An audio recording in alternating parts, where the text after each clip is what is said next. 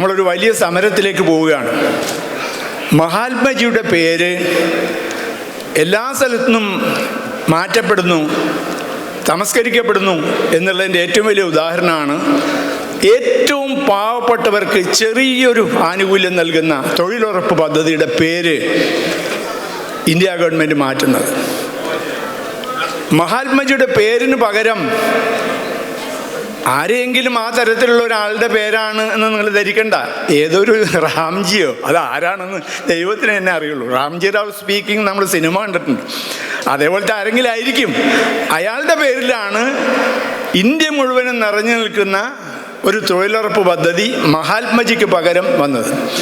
ഞാനത് നമ്മുടെ ഒരു സുഹൃത്തിനോട് പറഞ്ഞപ്പോൾ അദ്ദേഹം പറഞ്ഞു, ഗുജറാത്തിൽ ഒരു പരീക്ഷയ്ക്ക് വന്ന ചോദ്യത്തിൽ സാധാരണ ചോദ്യങ്ങൾക്ക് ബ്രാക്കറ്റിൽ ഉത്തരം കൊടുക്കുമല്ലോ, ഉചിതമായത് തിരഞ്ഞെടുക്കാൻ.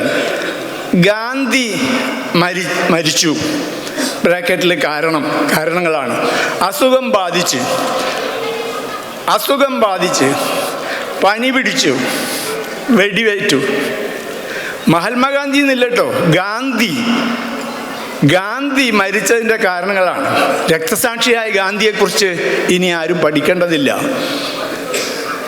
പല സ്ഥലത്തുമുള്ള മഹാത്മജിയെക്കുറിച്ചുള്ള ഫലകങ്ങളിൽ മാറ്റി ഗാന്ധി മരിച്ച ദിവസം എന്നാക്കി മാറ്റിയിരിക്കുകയാണ്.